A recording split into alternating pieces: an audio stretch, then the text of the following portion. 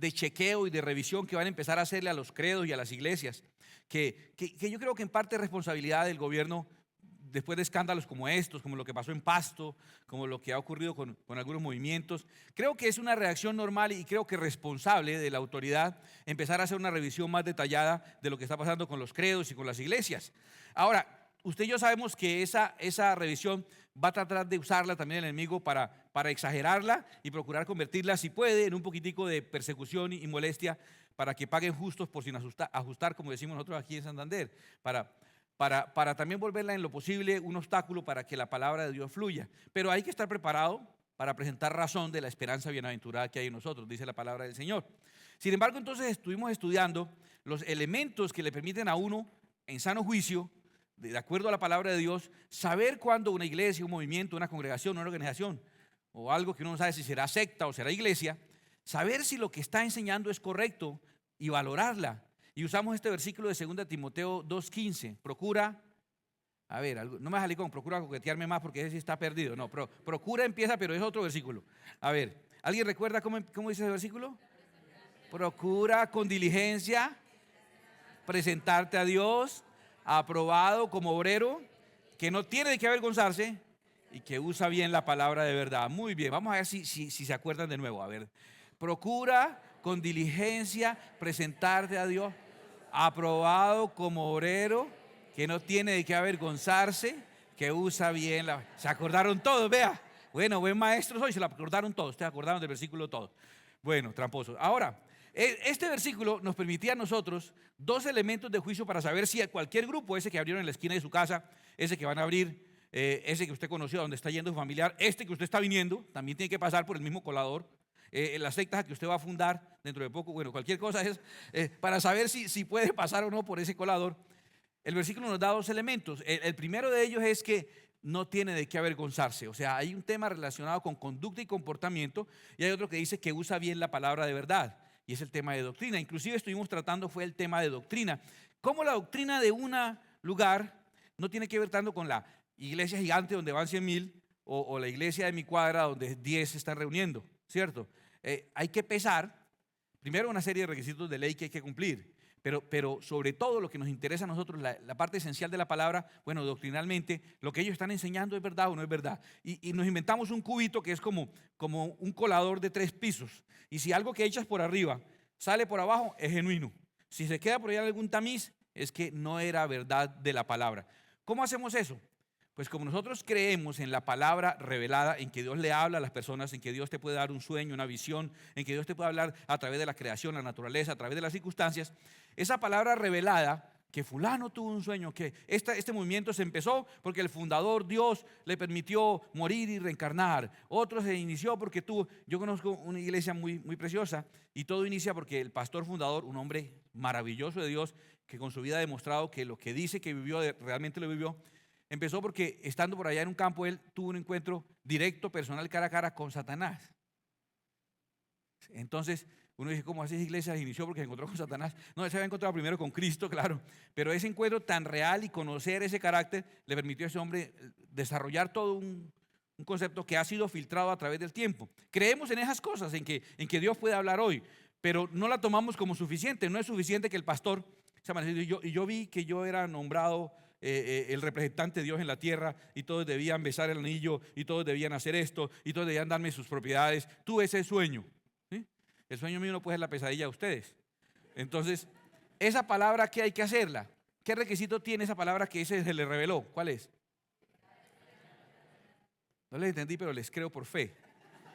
Tiene que coincidir perfectamente, encajar con la palabra escrita. Si no encaja con la palabra escrita, es un sueño por ahí de opio, es un sueño de mala alimentación, es un trasnocho, es ver mucha televisión antes de acostarse. Entonces, sí, un problema digestivo, sí, eso no es espiritual. Tiene que coincidir con la palabra escrita. ¿Y con la palabra escrita con qué condición? ¿Alguien recuerda? Que esté consolidada en el Antiguo Testamento y en el Nuevo Testamento. Usted tenía un contrato el año pasado y lo regían unas normas. Ahora, en el contrato este año que volvió a firmar, que se anuló el anterior, se hizo nuevo, lo que rige es lo que está en el nuevo contrato.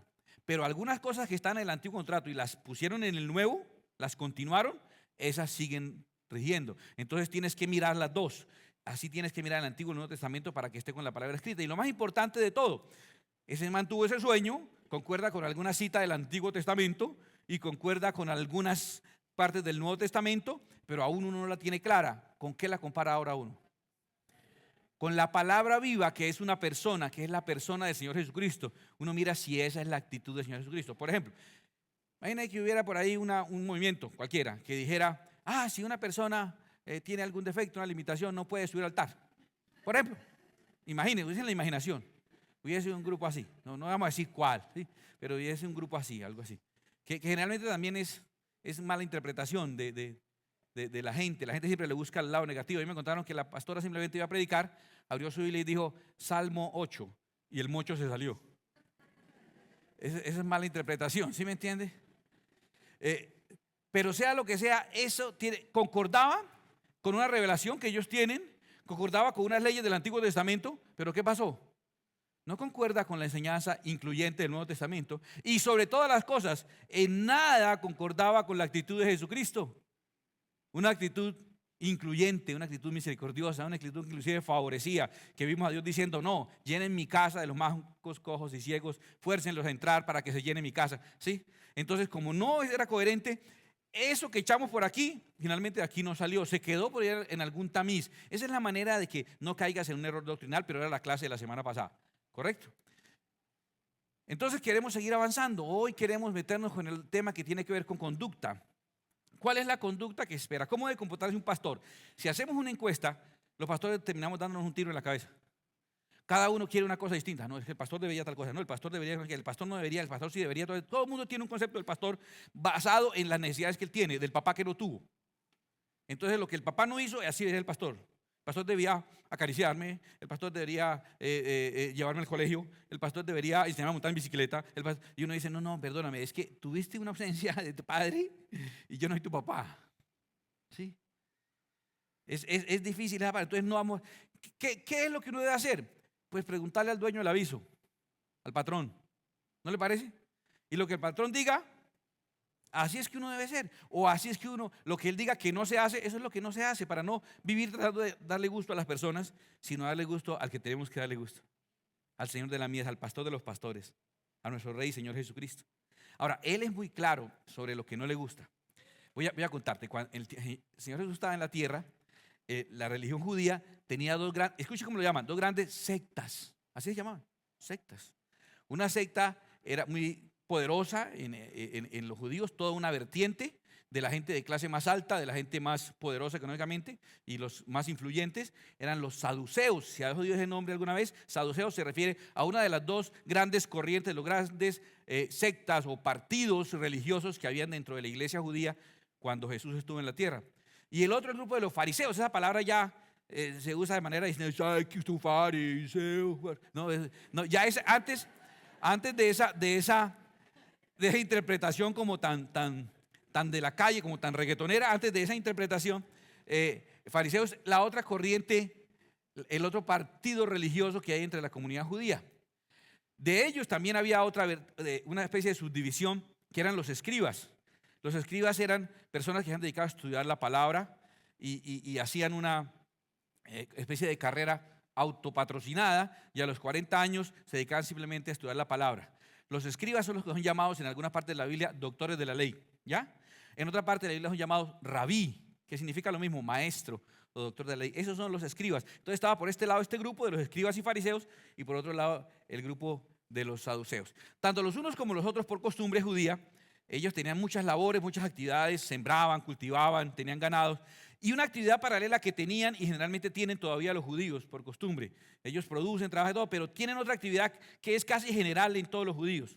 Alguien ha tenido negocios con ellos y sabe que ellos ganan, producen dinero, son muy buenos administradores, ahorran muy bien, y con el dinero que tienen hacen que el dinero también produzca mientras tanto. Y entonces son muy hábiles en lo que tiene que ver con la parte de financiera, con los préstamos, con el agio. ¿Ya han oído hablar de eso, sí? Bueno, si no, le advierto. Y entonces ellos con ese recurso se acostumbran a prestar y hacer que el dinero no se quede ahí simplemente, sino que en sí mismo se multiplique. De hecho, todos los bancos más poderosos del mundo, usted va a este banco y tiene un banco más grande, y el último que usted llegue es un banco que tiene capital judío. Usted va a las agencias de seguro, tiene una reaseguradora que va a las requete aseguradoras y mira la última que tiene, es un judío también. O sea, son los fuertes en la parte de finanzas y saben muy bien protegerse y saben producir ese dinero. Ambos grupos eran muy dedicados a eso y ambos grupos eran partidos políticos religiosos. ¿Está bien? En cuanto a su doctrina, de hecho 23:8 nos cuenta, mire esto, porque los saduceos dicen que no hay resurrección. Mire, en la misma iglesia, y esto no cree en la resurrección, ni ángeles, ni espíritus. Pero los fariseos afirman todas estas cosas. Mira que doctrinalmente, yo no sé cómo ir a la misma iglesia. ¿Te imaginas que una iglesia que unos creen que lo que creemos, que vamos a resucitar y a ser juzgados y que hay ángeles y que hay demonios? Y el otro, no, nada de eso. No, no. Eso es en esta vida. Eso es el que la debe la paga. Eso uno aquí es que no sé.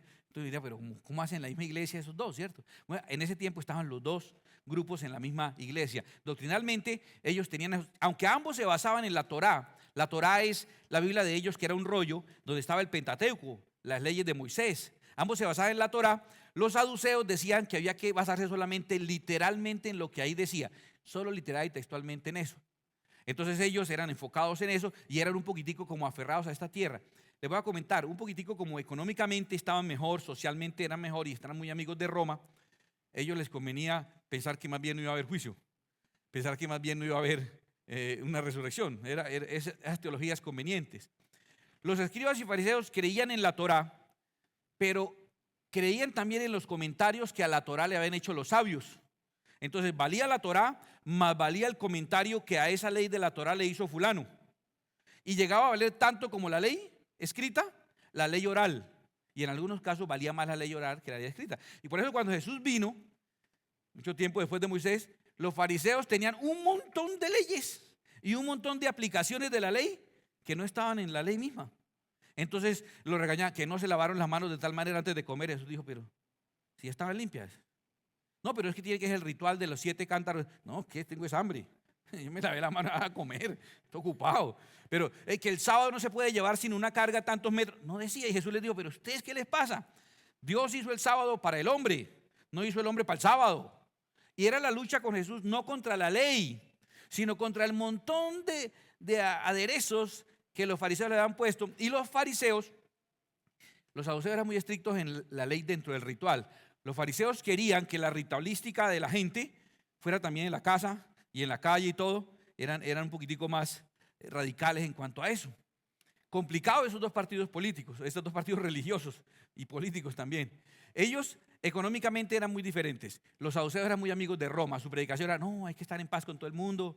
Y si Roma está ahí es por algo. Y entonces tenían mucho poder y mucha relación con ellos, con los romanos los protegían. Esa fue su condena, porque cuando en el año 70 Roma destruye Jerusalén por esa insubordinación que se presentó, entonces como ya se rompió el vínculo con Roma, entonces el partido de los saduceos pues desapareció porque se sostenía por su vínculo con Roma. Los fariseos, esta gente es de alta alcurnia, esta gente nació ahí.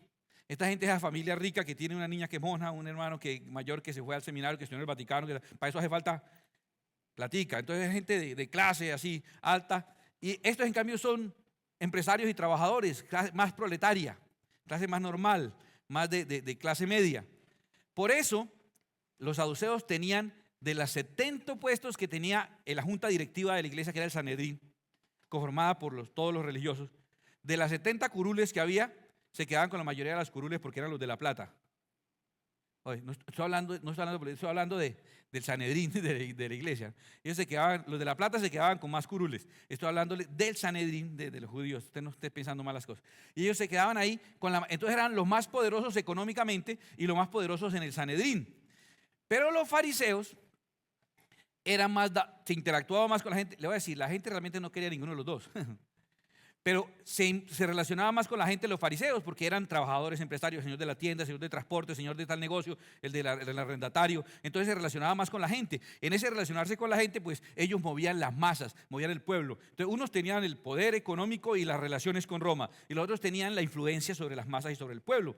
Hay otra vertiente de los fariseos, ya les dije la de los escribas. Otra vertiente que se llamaban celotes. Celotes viene del término celosos. Eran unos fariseos, unos estudiosos de la Biblia, que creían en que Dios iba a liberar a Israel del dominio romano, pero que era válida la violencia también. que si tocaba pegarle la ayudadita a Dios, había que ayudarle. Entonces, algo así como el Hamas, como el grupo terrorista ahí que le mete un poquitico de violencia al tema, de los cuales era, por ejemplo, Judas, era un celote, de los cuales parece ser, dicen muchos, Pedro también era celote y por eso cargaba espada todavía. 3 años andando con Jesús y el hombre mancado para el culto. O sea, aquí no tenemos que poner detector de metales a ver quién viene por aquí armado, qué tal así. Pero Pedro, 3 años con el Señor Jesucristo y mancado el hombre.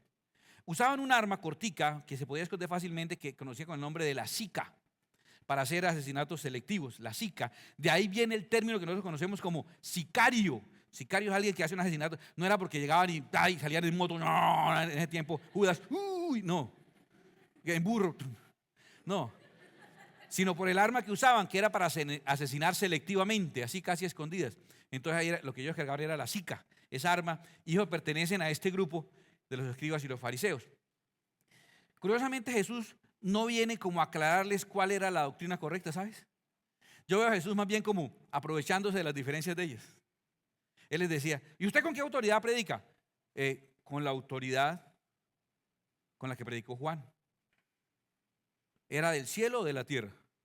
Y entonces unos creían una cosa y otra. Y entonces dijeron, bueno, dejemos así.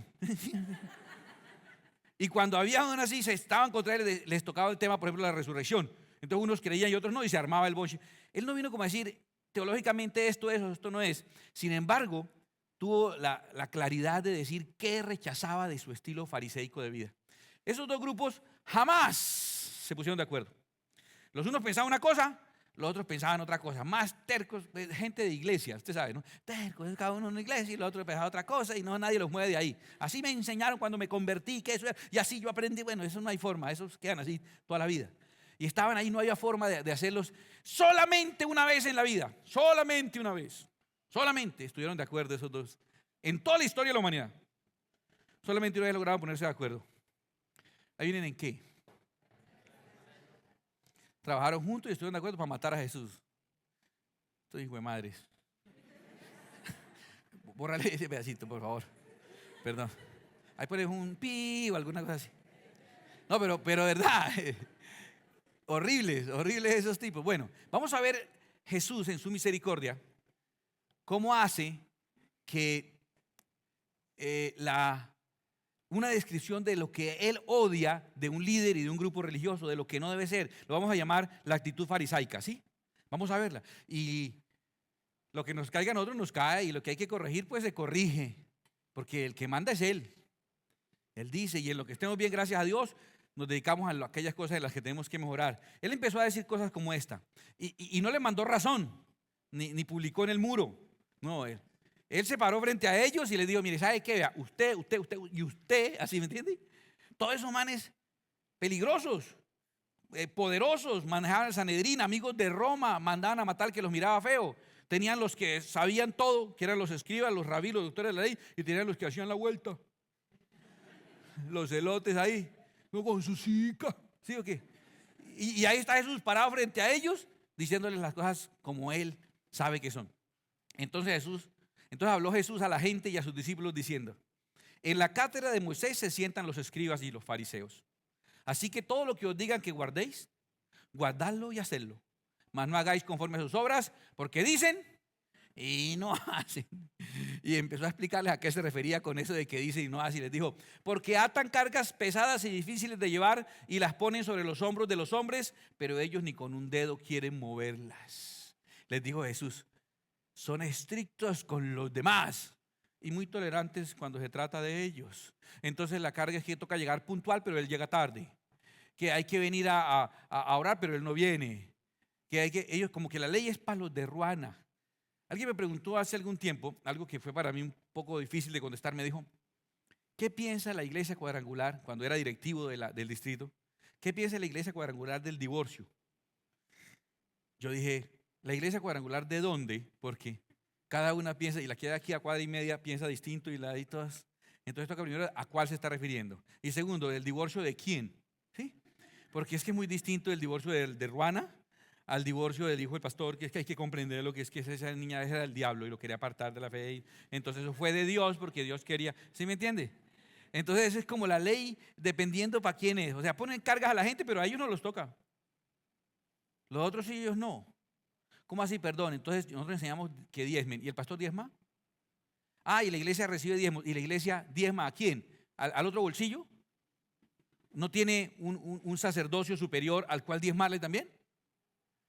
¿No tiene a quién darle cuentas? Y le exige a las personas, bueno, y él no entrega cuentas. ¿Cargas para los demás? Cuando estábamos adecuando este lugar, la misericordia del Señor nos dio para reunirnos, yo tengo un récord que guardaré por mucho tiempo con orgullo. Fui la persona que más sacos de escombro cargó de aquí de la demolición. Mira, hubo un día que inclusive saqué más sacos de escombros que los obreros que teníamos trabajando. Gente, coteros, de esos, acostumbrados a eso. Y yo, pastor, recién operaba la clavícula que me la había partido. Y saqué más, me dañé los hombros, pero para eso fui a mi meda allá, el doctor Pedro González ya me lo arregló. No hay problema. Y quedé como nuevo, doctor. Usted viera. Tremendo. Y entonces, no importa, pero ¿cómo es que yo puedo poner un saco de escombros sobre los hombros de alguien para que lo saque y no haber un saco de escombros para mis hombros? Y estoy hablando de algo físico, pero en lo espiritual ocurre eso. Hay leyes para allá. Esto no se puede. Pero yo y mis hijos y los míos, eso sí puede. Empiezan a haber diferenciaciones. No entiendo por qué pasan ese tipo de cosas, esa diferencia tan marcada entre el pueblo y los de aquí. He tenido muchas críticas. Ese nepotismo, por ejemplo, que la ley debe ser igual para todos. Y si hay un requisito, recuerdo cuando hicimos el primer campamento de jóvenes, de adolescentes, y el requisito era tener 12 años, y a mi hija le faltaban 2 meses para cumplir los 12 años. Y vino todo el mundo a interceder. Ay, que queremos que vaya, ¿qué tal? Le dije yo también, pero no puede ir, porque no tiene 12 años. Ay, le faltan 2 meses. Tú lo acabas de decir, le faltan 2 meses. Pero le dije al pastor. Le dije al pastor que le faltan 2 meses para cumplir 12 años. Y no la dejé ir. Porque es una norma, y si es para los otros, tiene que ser para todos. Ese nepotismo es una clara muestra de que eso es una secta. De que como yo soy el pastor, entonces mi tía es la profetisa, y entonces mi sobrino es el ministro de alabanza, fulano es el no sé qué. Haya estudiado o no ha estudiado. La pastora Rocío, la pastora de esta iglesia, para ser pastora, la pastora Sandra, el pastor Eduardo, para ser pastores tuvieron que hacer un proceso, estudiar 3 años de seminario, hacer 1 año de prueba, hacer 2 años de cursos de liberación ministerial para ser ordenados. Después de ser ordenados, hacer por lo menos 2 años más de cursos de superación ministerial. Mire cuánto va para llegar a ser primero autorizados y después ser ordenados o reverendos.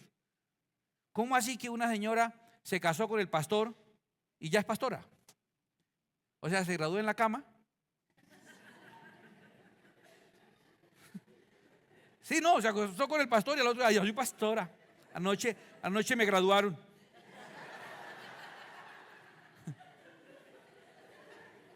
Toda la teología en un rato. ¿Cómo es eso? Entonces una señora va y se acuesta con un médico y amanece enfermera. ¿No les parece absurdo? ¿Y no ha visto eso? Que todo, y entonces el gato es el director del ministerio del gatístico, todo lo que tiene que ver con el pastor empieza a tener posiciones dentro de la iglesia porque sí, sin mérito alguno. Y a los demás, todos los requisitos. Entonces, una religión fariseica, un grupo fariseico, usted lo detecta de una vez así. Hace ese tipo de acepción. Pone carga. Le voy a dar la clave para nunca ser fariseo. Sea estricto con usted mismo y comprensivo con los demás. El fariseo, usted lo verá en la iglesia. Es muy estricto con todo el mundo y relajado con él. Mire que llegan tarde, que es que no sé qué llegando. Y el tipo, no, es que tuve un inconveniente, también hay que ser comprensivo. Los de él sí hay que comprenderlos. Entonces, sean estrictos con ustedes y blandos con los demás para que no sean fariseos. Luego dijo, antes hacen todas sus obras para ser vistos por los hombres, pues ensanchan sus filacterias y extienden los flecos de sus mantos. Esas filacterias son unas cuerdas que tienen una cajita donde está la palabra de la ley y la ponen aquí y se la amarran en los brazos, aquí y aquí, y en la frente así con cuero y las hacen gruesas, así me parecen, ustedes hacen un rabino, un jarlista, entonces el tipo así todo con sus correas en los brazos para que lo vean que es muy espiritual. Y los borles de las borlas del manto, que al final del talit tienen ahí unos flecos, ellos los hacían grandes, ¿no? Entonces para que caminaran. Y ya con la piel, uy, vea, es un hombre muy santo. Uy, vea ese manto que tiene, vea esa filacteria. O sea, lo externo es una característica muy farisea, el énfasis en lo exterior, que la Biblia sea grandota, que se le note, que el idioma sea distinto. Varón, varona, siervo, siervita. ¿Y cómo están los siervitos? ¿Y cómo está el gatico del varón del siervo? y aleluya y todo, gloria a Dios y no sé qué, y ese estilo. O sea, no estoy diciendo que está mal, estoy diciendo que cuando el énfasis es en lo exterior, y hubo iglesias en nuestras épocas que había en la entrada uno de los de protocolo que se llamaban ujieres, con una cuerda para medir el largo de la falda de una señora para poder entrar a la iglesia. ¿Hay alguien de esa época? No, ajá, sí, bueno, mi mamá sí. Ah, no, también hay otros. Sí, mamita, usted no cuenta, porque es que usted sí está desde el apóstol Pablo para acá. Pero Patricia, ¿o no era así también? Ustedes lo saben. Ahí está Oscar también, sabe que eso era, así era. Y les medían el largo y todo era lo externo y que no se pudo hacer tal cosa y que tal cosa y que el pelo así, todo énfasis en lo externo para que sea visto por los hombres, todo lo que, eso, no quiere que vamos a ir entonces ahora en tanga a la iglesia, pues. Uno sabe delante de Dios cuál es la prudencia. Uno sabe cómo debe presentarse cuando va a la casa del Rey Santo. Pero cuando el énfasis es en lo exterior, en tu manera de hablar, de verte, de peluquear, cuando el énfasis está ahí, es una actitud fariseica. La Biblia nos lo está mostrando. Mire, y aman los primeros asientos en las cenas. Mejor lugar para uno. Las primeras sillas en las sinagogas. Privilegios. Las salutaciones en las plazas. Acaba de llegar el reverendo fulano, sí. Y que los hombres lo llamen rabí, rabí. Una característica muy fariseica. Buscan reconocimientos, privilegios y títulos. Esos siempre quieren privilegios. ¿Quiere complicarse la vida? Haga un evento para pastores. ¿Sabe qué estoy hablando? Todos están acostumbrados a que fila hace todo el mundo. Yo no fila no hago. Privilegio. No soportan que se les quite el mínimo privilegio. ¿Cómo eso no estaba incluido? Yo soy el pastor fulano de tal. ¿Cómo yo tengo que pagar? Yo soy el pastor fulano de tal. Eso es lo más frecuente. Yo tenía problemas porque era el director distrital y entonces tengo una cabaña para el pastor distrital y yo dormía en los camarotes ahí de Treblinka con todos los otros pastores en el campo de concentración. Ay, pastor, la cabaña. No, mire, déselo a este pastor y su esposa, que ellos necesitan un sitio más cómodo. Yo duermo con los pastores. No, pero es que usted es el pastor distrital. Pero si está bien para ellos, tiene que estar bien para mí. Porque ellos pueden dormir allí y no yo. Y entonces hacía fila para entrar a pedir el almuerzo. Ay, no, pastor, su mesa ya está servida. Usted éntrese. Pero si tiene que hacer fila a él, que es igual que yo, ¿por qué yo no tengo que hacer fila? Y entonces, tan raro, en la UIS, eso allá en la UIS le dañan los... Tal vez, gracias a Dios hasta por eso. Eso usted viera como un enemigo. Y le fascinan los títulos. Recuerda cuando estudiamos el mensaje a las 7 iglesias, que es un mensaje en forma de candelabro. El eje central es el cuarto vástago y viene el primero enú con el séptimo, el segundo enú con el sexto, el tercero enú con el quinto. Y vimos que el primer problema, iglesia, tiene mucha relación con la segunda porque Dios cierra los ciclos como los empieza. Todo eso que aprendimos, eso es una enseñanza muy profunda que Dios nos dio. La lucha de la primera iglesia y por lo tanto también de la última, dice, es detectar a esos que se llaman ser apóstoles y no lo son. Porque ahora salió una apostolitis. La gente le fascina los títulos, pero se mueren por los títulos y pelean porque le digan reverendo, eminencia, no sé qué cuántas cosas, y ya pastor no les alcanzó. Todos eran apóstoles. Él le dice que la iglesia está fundada sobre los apóstoles, que es el fundador, aquel que dio origen a toda una iglesia. Eso es un apóstol. Y doctrinalmente es el fundamento de toda una iglesia. No porque usted fue a Miami o a tuapostolado.com y aplicó y le mandaron el certificado. No, eso no es así. ¿Y cuál es la necesidad? Mire, yo les digo la verdad, yo soy un maestro de la palabra. Bueno, soy un profesor de Biblia, tratando de ser pastor. Y la mayoría de las veces no lo logro. Así que ni pastor soy, por eso a mí me dicen Richard. No me llamo Richard, me llamo Ricardo, pero me dicen Richard. Los jóvenes fueron los que inventaron eso de decirme pastor porque iban a un congreso, entonces vinieron diciendo, es que pastor. Y ahora ya les da pereza y me dicen paz. Por cuestión de... No hay problema, díganme como quiera, yo entiendo. Pero nunca he buscado que me diga algo distinto a Richard, que es lo que me dicen las personas que me conocen. Y no es un título, no es que yo, pues, pastor, algún día va a ser apóstol y algún día va a ser un Richard. No. No es un título. Es que, ¿qué importa? ¿Qué importa? Hay que ser inteligente. Pero vosotros no queráis que os llamen rabí, porque uno es vuestro maestro, el Cristo, y todos vosotros somos hermanos. Y no llaméis Padre vuestro. Ay, mire esto tan claro. Aquí está clarito, yo no sé por qué se atreven a desobedecerlo tan claramente. Y no llaméis Padre vuestro a nadie en la tierra, porque uno es vuestro Padre que está en los cielos. Ni Padrecito. No, no. Ni seáis llamados maestros, porque uno es vuestro Maestro, el Cristo. Mire que no dice que está prohibido decir Richard. El que es mayor de vosotros sea vuestro siervo. ¿Y por qué? Es que yo soy una persona muy humilde. No, yo lo que soy muy vivo. No, en serio, de verdad. El que es mayor de vosotros sea vuestro siervo, porque el que se enaltece será humillado. Y el que se humilla, ya me pillaron. Me pillaron. Esa es la verdadera razón. Conviene. Y luego les dijo: mas hay de vosotros, escribas y fariseos hipócritas, porque cerráis el reino de los cielos delante de los hombres, pues ni entráis vosotros, ni dejáis entrar a los que están entrando. Nicolás, ni dejáis colar, les dijo. ¿Qué es una característica? Son excluyentes. Ahora, son excluyentes en su criterio. La Biblia es excluyente. La Biblia dice cosas como esta: que con los adúlteros no debemos ni comer. No, entonces, ¿dónde comemos? Estos cuentos ahora, comer solo por ahí que en la iglesia. Entonces, aclara la escritura, dice: no con los adúlteros, porque entonces la misma iglesia dice, pero entonces todos no comerían, ¿no? Sino con los que siendo adúlteros se las dan de cristianos. Esos que van a la iglesia y todo, y sin embargo con ellos mejor ni coma porque se contamina. Eso es excluyente, con eso usted tiene que romper. Porque la Biblia lo dice. Pero no es criterio personal. No, es que aquí si la persona tiene esto o no tiene esto, eso es sí o no. Excluyentes, ellos son los que dicen quién entra y quién no entra. Y sabes, esos que las van diciendo quién no entra, se las van diciendo que todo es del diablo. Esto es del diablo, no, esa canción es del diablo, esta otra cosa es del diablo, y esto también es del diablo, y esto todo es excluyente, todo. Y eso no se puede oír porque esto es del diablo, y eso también. Y entonces todos se lo están entregando al diablo.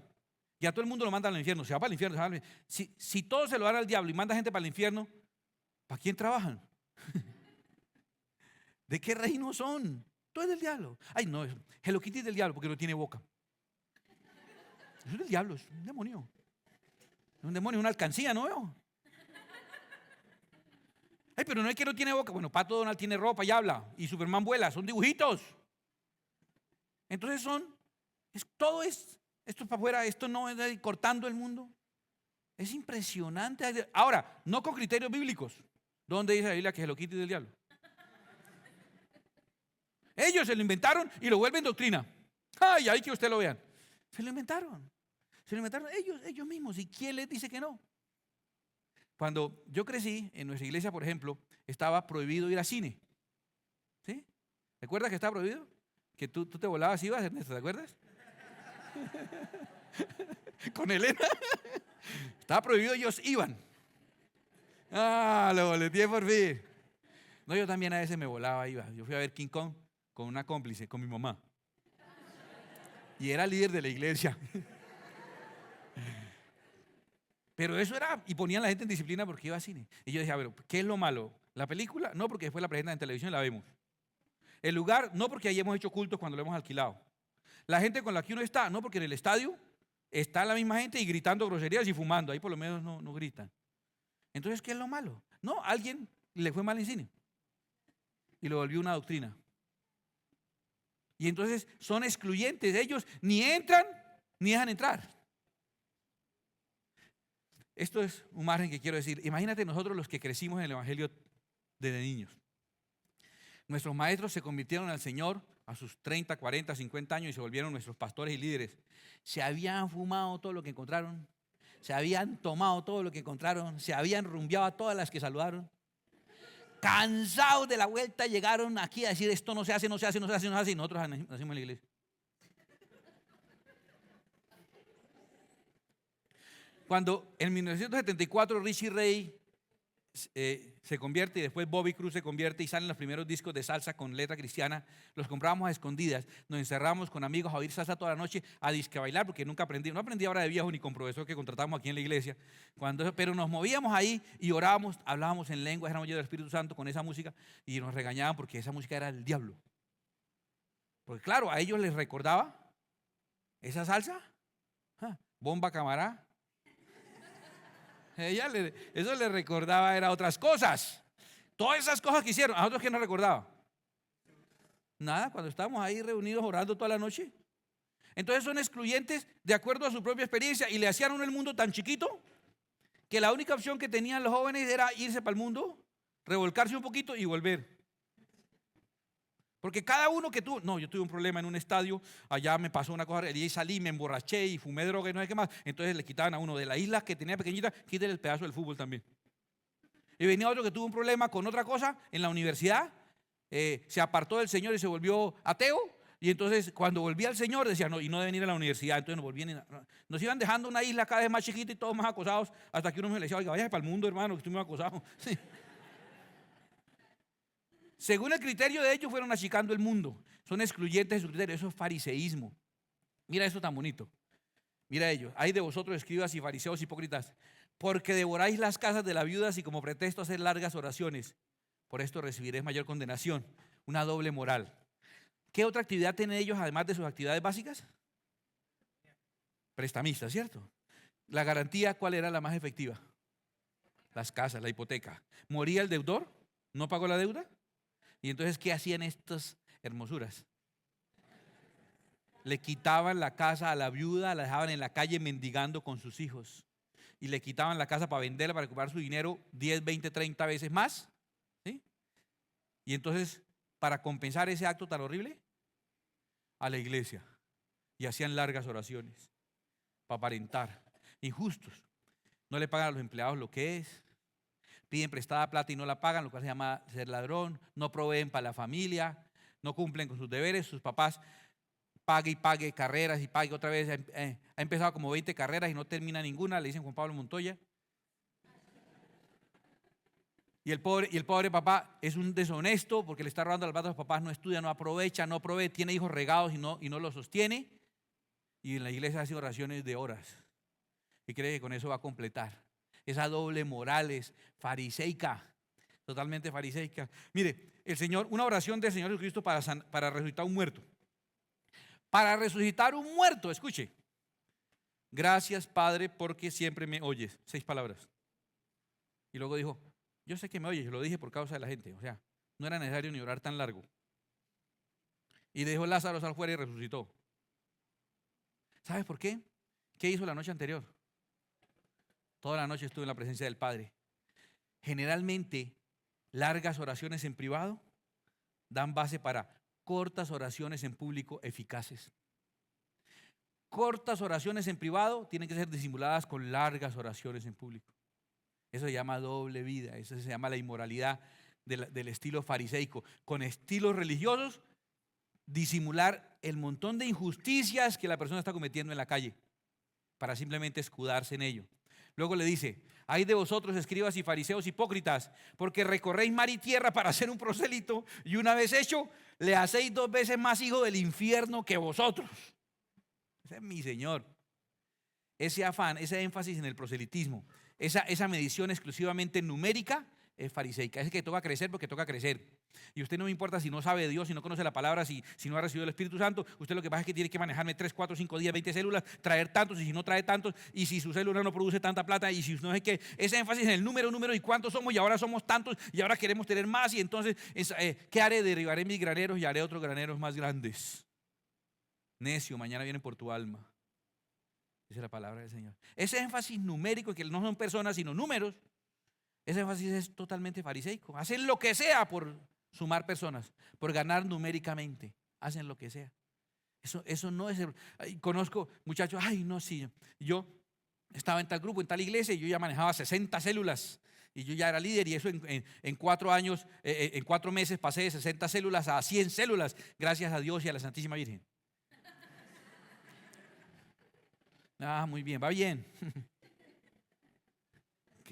No han sido doctrinados y lo importante es que produzca gente. Ayer estaba Eli de aquí, que estuvimos en la reunión, y ella me dice que conoce por lo menos 2,000 iglesias porque ella es la manager de Mar y tiene que visitar muchas iglesias. Le dije, ¿cuántas iglesias conoces en la que el pastor le diga a la gente, mire hermano, si tiene otra iglesia más cerca, si tiene una iglesia donde está yendo su familia, váyase para allá? Me dijo ella, una sola, esta.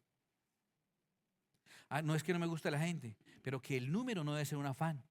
El crecimiento, ojalá sea así, ¿cierto? Y cuando un cuerpo es sano, crece solito.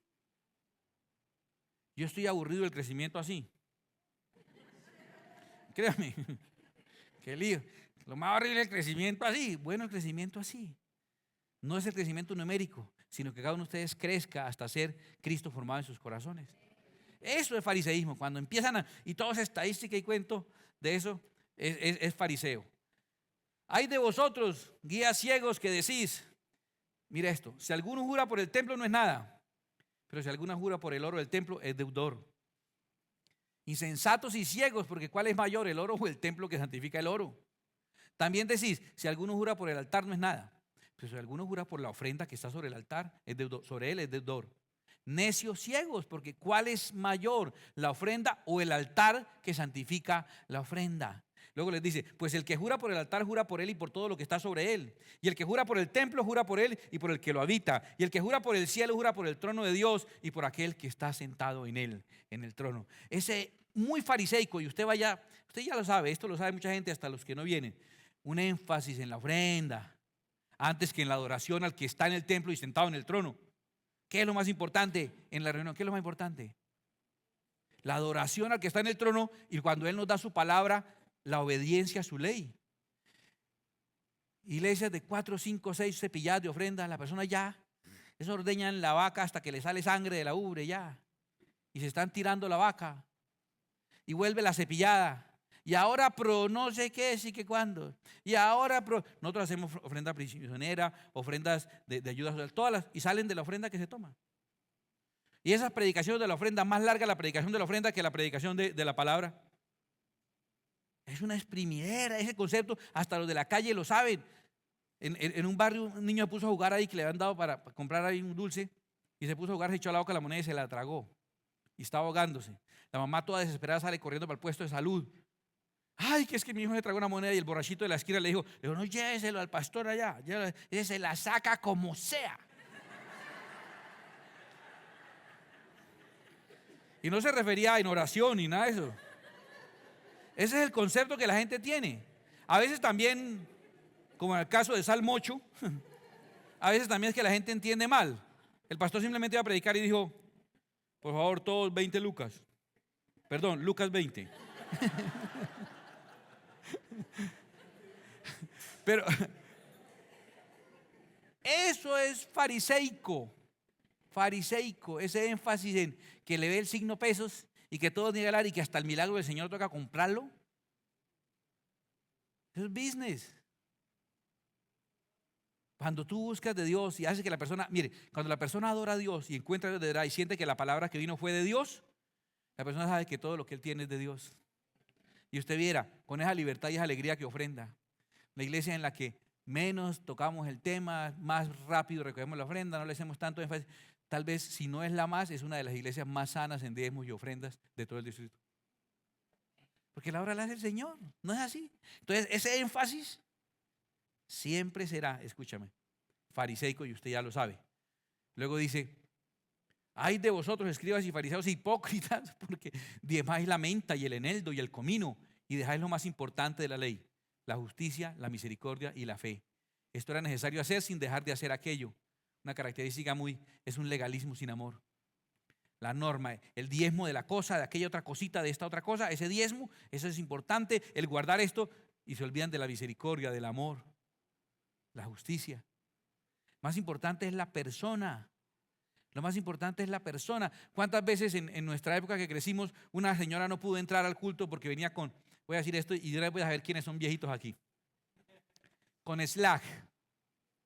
Ay, la más joven fue la que respondió. Con Slack. ¿Qué es Slack? ¿Alguien sabe qué es Slack? Pantalón de dama.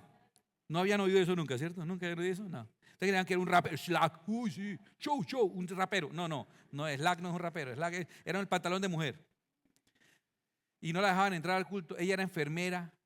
Salía a la hora del culto y venía para la iglesia corriendo, cansada de todo el día, para oír, recibir palabras del Señor, y no la dejaban entrar porque tenía un Slack. Era más importante la norma que el ser humano, que la persona. ¿Cómo es que hay una norma que alguien que desea buscar de Dios porque tenga algún defecto físico no puede acercarse a Dios? ¿Le cabe en la cabeza a alguien eso? Eso tiene un nombre claro, eso es fariseísmo, y el Señor lo denunció claramente. Luego dice, guías ciegos que coláis el mosquito y tragáis el camello. Impresionante. Uno colar el mosquito y tragarse un camello. Está diciendo que ellos son superficiales. El término que quise poner ahí nos ayuda. Cositeros. El fariseo, el religioso fariseo, es cositero, eso se pega de la bobadita, de cualquier cosa. Ahí llegó una vez predicando una campaña, llega un muchacho, una muchacha y me muestra, mire, pastor, era una blusa y le habían hecho así con decoración como con punticos dorados, así, unos asteriscos así, unos espirales, perdón, unos espirales. Y yo le dije, mire lo que están sacando. Y yo sí le dije, sí, horrible. Pero la que era de ella, le parecía bonita, pero ella me estaba hablando de la otra cosa. Yo le dije, guau, tan horrible. Digo, no, mire, Faso, mire, un 6 y otro 6. 6, 6, 6. Yo le dije, uy, genial que el anticristo fuera una blusa. Lo quemamos y destruimos el anticristo. Era una blusa. Pegados de unas bobaditas, que esto no se hace, que aquí así no se hace, que se debe normal hablar aquí así. Una persona que nos visitó algún tiempo, a todo el mundo le decía, piedra viva, piedra viva, piedra viva. Y yo inclusive me molestaba ese formato y era la persona de otro lado. Yo le dije, ¿usted por qué nos dice así? Usted ya me tiene la piedra viva. No, en serio, ¿por qué la Biblia dice que somos piedras vivas? Yo le dije, bueno, tiene razón, me mostró donde decía. Yo le dije, bueno, nos vemos después, trapo de inmundicia. La Biblia dice que somos trapo de inmundicia. Dejó de decirme piedra viva, porque yo le decía trapo de inmundicia. Entonces son cositeros de la forma en que se debe decir y no se usa así y no se dice, y un montón de cosas así pequeñitas que no puede ser aquí así, que no puede ser acá, que no se puede decir, y salen otros grupos diciendo que no se puede decir Jesús, que tiene que decir Yeshua Mashiach. En la otra iglesia contraté a un electricista para arreglar un problema de unos enchufes y parece que era de algún grupo. Me dijo, ¿ustedes cómo dicen el nombre del Señor? Yo le dije, el Señor Jesucristo. ¿Está mal? La Biblia dice que es el nombre que uno debe pronunciar correctamente porque es el nombre sobre todo nombre y hay salvación en su nombre. Y el nombre es Yeshua Mashiach, el Mesías Jesús, Yeshua Mashiach. Y entonces usted cómo va a clamar si ni siquiera está llamando. Es como si usted va por la calle y le gritan, Jaime, Jaime, usted no mira porque usted no es Jaime. Entonces tiene que pronunciar el nombre como es. Yo le mire, Señor, yo por lo general casi no discuto de teología y menos con electricistas. Y sobre todo en el tiempo que yo estoy pagando. ¿Cómo hace un mudo o una persona con labio leporino para orar entonces? En una manera. ¿Y el Señor qué? ¿A quién necesita?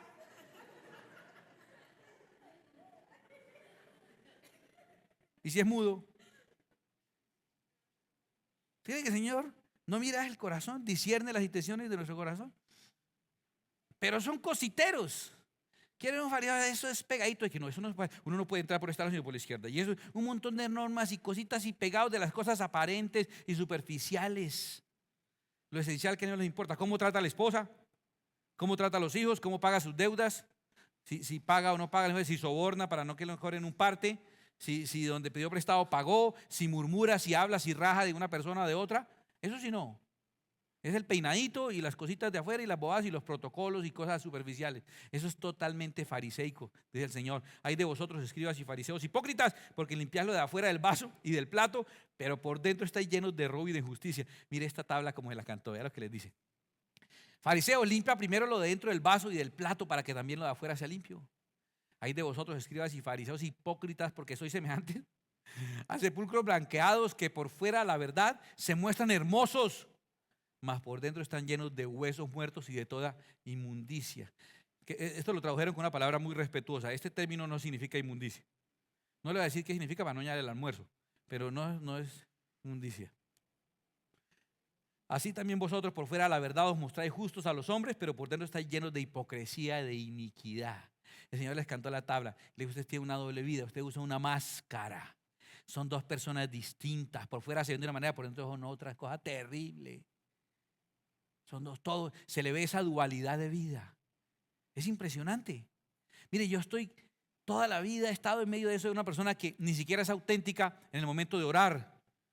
Usted pasa a una persona a orar, lo pasa al altar. Hermano, fulano tal va a dirigir la oración y pasa y usted lo viera. Cambia la voz y todo. Padre amado que estás en el cielo, la gloria, la honra, la omnipresencia y la grandeza sea solamente para el Rey. Y uno, ¿y eso? ¿A qué horas?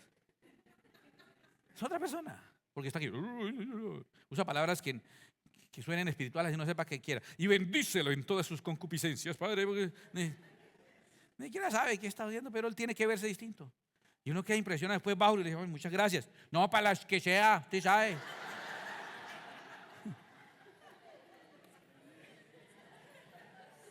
En la iglesia se entran con la esposa agarradito de la mano, la señora ya no le baja sangre a la mano, tiene los dedos azules, porque el esposo... Ay, pastor, yo voy a traerle la ropa de él para que él viva acá, porque es que en la iglesia él es una maravilla. En la casa es una porquería, pero en la iglesia es una maravilla, entonces que se venga a vivir acá. Esa apariencia. Aquí en la iglesia somos unos.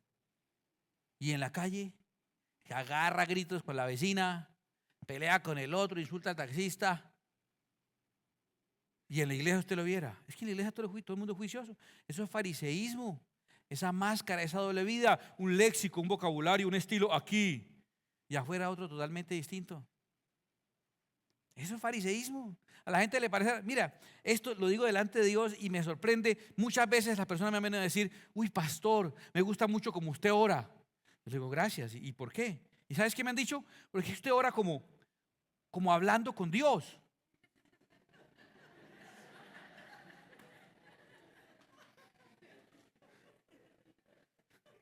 Procuro acá la zica.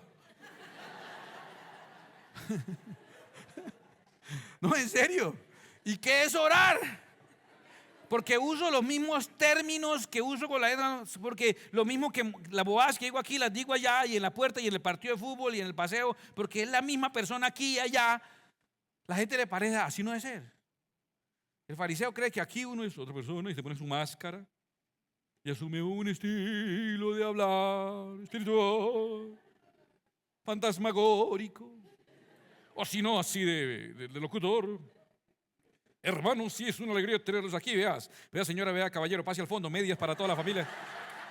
Tiene como un espíritu de locutor del almacén de la 15 por ahí. ¡Qué fastidio! ¿Quiere identificar un momento fariseico? Hable con ese líder cuando esté de a pie. Acompáñelo en el bus o mírelo afuera cómo es. Si es así, como es acá, es una persona de una sola pieza. Si asume esas posturas por algo es, ¿qué estará disimulando? El Señor Jesús los pone en evidencia y luego les dice, ay de vosotros escribáis fariseos hipócritas, porque edificáis los sepulcros de los profetas y adornáis los monumentos de los justos y decís, si hubiésemos vivido en los días de nuestros padres, no hubiéramos sido sus cómplices en la sangre de los profetas. Así que dais testimonio contra vosotros mismos de que sois hijos de aquellos que mataron a los profetas. Vosotros también llenad la medida de vuestros padres. Mira, quieren adornar los sepulcros de los profetas, pero si el profeta cae de su gracia, lo quieren matar. Idolatran y luego devoran ministros y ministerios. Es una característica y cuando la gente que viene rotando de iglesia en iglesia, idolatra a su pastor. No, mi pastor, eso es la palabra misma, es un ángel de Dios. Ese es el Señor Jesucristo versión sin pelo. Esa es una cosa, y es lo que él me dice. Si el pastor no me dice, es que el pastor me ungió y el pañuelo del pastor y esta servilleta con el pastor se sonó en el culto y yo la guardo porque la uso para... Y si el pastor habla como puertorriqueño, yo hablo como puertorriqueño. Y si el pastor le da chiripiol, que a mí también me da chiripiol. Que si el pastor usa esta palabra, yo uso esta. Y los levantan, como hacen los medios de comunicación. Levantan a la persona lo más que pueden y después llega, suéltele. ¡Pah! Le fascina. Elevarlo para después dejarlo caer. Así son las personas, usted los conoce. Es una lealtad, una pasión por pastor, por favor, tiene que ir a almorzar a mi casa. Pastor, mi gato está cumpliendo años. Pastor, compré sábanas nuevas, tiene que ungirlas. Pastor... ¿Para después qué? Cuando se van para otra iglesia, son unos hipócritas. Allá eso no, eso es un engaño. Eso sí que van, los levantan y los tumban. Es una costumbre de los fariseos. Los profetas adornarlos y si después matarlos. La gente de iglesia en iglesia, llegando a una iglesia, a exigir que hagan las cosas como las hacían en la iglesia de donde se vino, y se vino porque no le gustaba como hacían las cosas allá. Entonces quiere que aquí hagan las cosas como las hacían allá de la iglesia de la que se vino porque no le gustaba como hacían las cosas. Qué cosa más extraña. más contradictoria. Entonces idolatran para después dejar caer. Culpa. ¿Dónde empieza el problema? Cuando idolatran. Cuando sabemos que todos somos hermanos. Cuando las cosas son obvias, cuando la gente conoce sus cualidades y sus defectos. Montones de defectos que tenemos. Y yo ni siquiera los disimulo y casi que me siento orgulloso de ellos. Yo les he dicho a ustedes, no, soy una persona común y corriente. Más corriente que de lo que ustedes pueden imaginar. Y ustedes lo saben. Yo les he dicho cosas como, hermanos, perdonen que no los visite a sus casas. Lo hago con la esperanza de que nadie me visite a la mía. ¿O no? Muy sociable, no. Es así de sencillo. Yo soy su pastor, no soy su amigo. Tengo algunos amigos. Y si salí a cenar con estos amigos, que son mis amigos, con los que salgo a comer, no quiere decir que la próxima semana salgo con ellos y la siguiente con ellos y por turno y la siguiente con ellos. No, me va a quedar así y sin plata. Salí con ellos, usted tenga sus amigos. En la iglesia hay roscas. Sí, gracias a Dios. Y debe haberlas. ¿Hay favoritismo? Sí. Jesús iba a orar con los cercanos a él. ¿Usted imagina el día siguiente de la transfiguración? Con Pedro, Jacobo y Juan, y estuvo. Y al otro día volvieron. Y los otros discípulos, los otros 9, ¿qué? ¿A dónde fueron anoche? No, a la montaña. ¿Y qué hicieron? No, nos reunimos con Moisés y con Elías.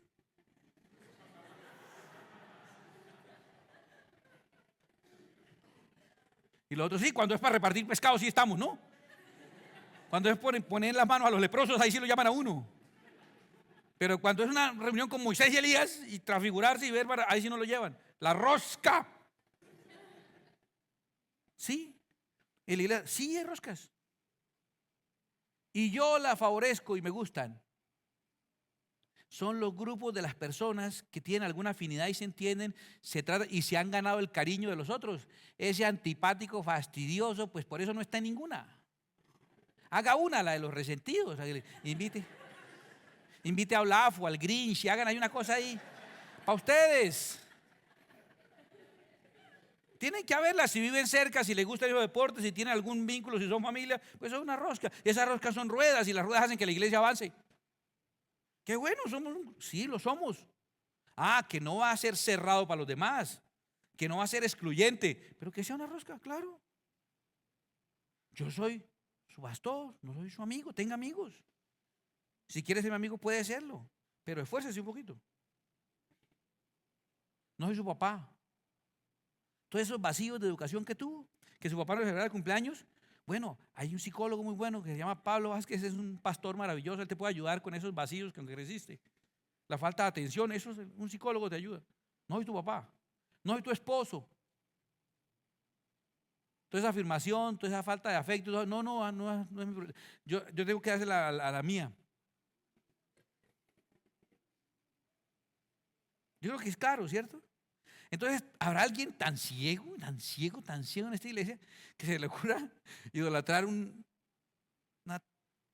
cosa como yo? ¿Y por qué me muestro así si yo también podía montarla aquí de una apariencia? La gente tiene de mí mejor concepto que el que yo tengo de mí. Nos reunimos con, ¿cierto? De la que fuimos con tus amigos y llegaban y cada vez que llegaban, no, hablamos con el pastor tal y me dijeron que, Pastor Ricardo Caballero, no, que lo que él diga eso es. No, que es el pastor que decide, que es el pastor. Están locos. Muy amables o quieren desencartarse y me lo chutan a mí o algo. Muy corriente. La gente tiene mejor concepto de mí del que yo tengo de mí. Porque yo sí me conozco. Corriente. No soy nadie diferente a usted que estamos siguiendo al único que merece toda honra y toda gloria. El Señor Jesucristo. El único que merece toda la honra y toda la gloria, Él. Entonces, cuando usted idolatra, lo suelta, y cuando lo suelta es que usted empieza entonces a hablar mal. Él era un no sé qué. Estas señoras de esa organización, que no le he dicho cuál, que los boletearon, ¿quién los echó a botes? Un sobrino de la señora. ¿Por qué tenía esas filmaciones? Que nadie esté filmando, ¿no? Angie. No, nosotros filmamos nosotros mismos, así que nos echamos a botes. Está pendiente de Angie, ¿no? Los mismos de ahí. Al Señor Jesús, ¿quién lo vendió? El celote de Judas. Con la cica. El mismo. Entonces, ¿por qué? levantan para hacer caer. ¿Para qué le da tanta especialidad? Si el día que algo pasa usted se va y entonces habla basura y se enoja contra la persona que antes idolatraba. Entonces no idolatre. Yo he tenido que ver a algunos de ustedes pasando por apuros como alguien. No, imaginen que el pastor lo que me dijo, lo que me hizo. Y el otro le dice, sí, es que le da así. Qué desespero para el otro que estaba esperando una explicación y una disculpa. No, es que le da así. Ahí estamos perfeccionándolo poco a poco, aguantándolo. Ahí lo llevamos, ahí lo llevamos. Algún día irá casa por casa, cada uno. Algún día celebrará a la gente sus cumpleaños y sus cosas, algún día. Un día estará metido en Facebook, respondiendo. Algún día por Twitter estará diciendo, entré al baño, salí del baño, me fue bien. Sí. Ahí me llevan. Mientras tanto, usted y yo somos iguales. Y el único que merece honra es el Señor. Déjeme regalarle un punto adicional que te va a hacer saber cualquier grupo, organización, movimiento, iglesia que tú veas, para cuando te tengas que ir a otra, sepas qué escoger, o cuando vayas a fundar tu propia secta o algo así, sepas cómo hacerlo. O para que revisemos cómo estamos nosotros también. Un punto muy importante tiene que ver con estar bajo autoridad. Efesios 5:21 dice, someteos unos a otros en el temor de Dios. Romanos 12:5 dice, así nosotros siendo muchos somos un cuerpo en Cristo y todos miembros los unos de los otros. 1 Corintios 12:27 dice, vosotros pues sois el cuerpo de Cristo y miembros cada uno en particular. Mire, recibe esa promesa. No dice que en taxi ni en bus, dice que en particular, así que Dios le va a dar carros, ¿sí? No, mentira, eso es una interpretación abusiva. Pero ¿qué es lo que está diciendo eso? Que somos un cuerpo. Luego, ese brazo bronceado, tonificado, musculoso, hermoso, pero cortado en la nevera, horrible, ¿sí o no? Por muy sano y bronceadito y que esté, horrible. Una parte del cuerpo debe estar conectada al cuerpo y la única cabeza que el cuerpo tiene es Cristo Jesús, pero entre nosotros estamos conectados. Toda persona, todo movimiento, toda organización trate de averiguar a quién le rinde cuentas. Si tiene su propio papa internamente, si tiene su propio apóstol, si tiene su propio líder y él es el sumo y a él nadie lo ronda y él no le da cuentas a nadie y no tiene un superior que le llame la atención, ya sospeche de eso. Porque el cuerpo de Cristo está interconectado. Todos debemos someternos a alguien. Todos.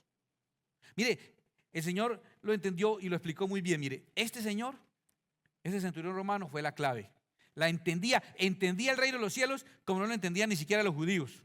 Ahí le está diciendo ahí, yo sí sé cómo es la vuelta, Jesus. Vea.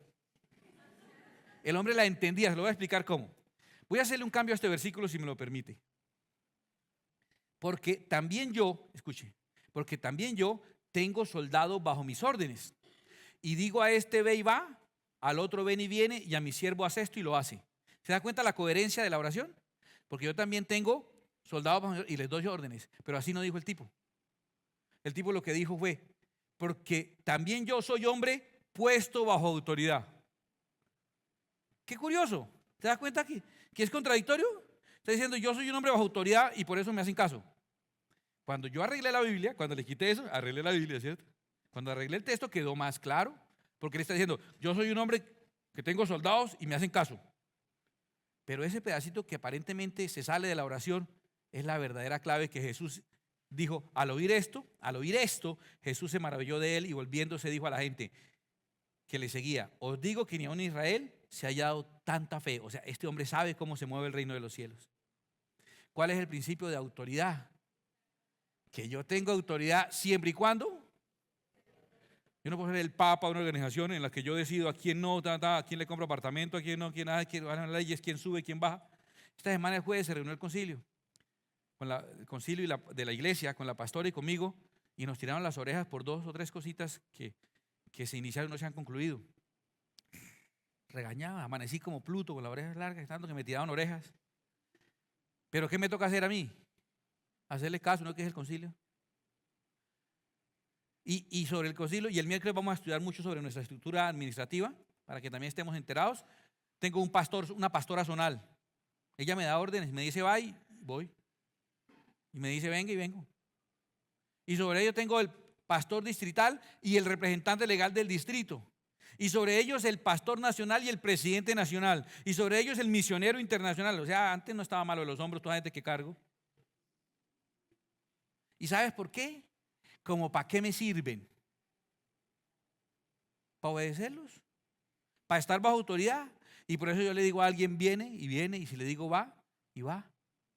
Porque resulta que los que están bajo mi cargo me obedecen es porque yo obedezco a los que están sobre mí. Entonces, cualquier movimiento que tienen ahí un tope, un apóstol y sobre él no hay nadie, ya sospeche, eso es fariseico.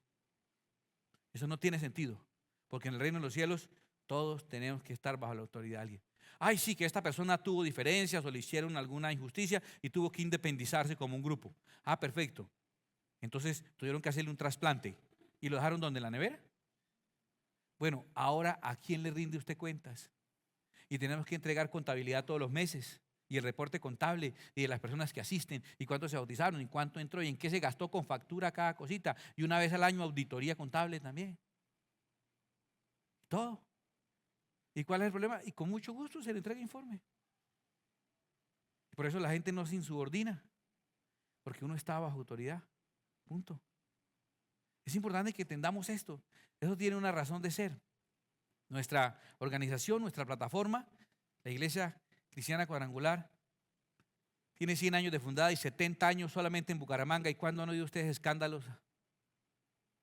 ¿Cuándo nos ha visto nosotros hipermillonarios, los ministros de iglesia? Nosotros tenemos en muchas iglesias todos los diezmos, porque el Antiguo Testamento dice eso. Acuérdate de la doctrina, ¿no?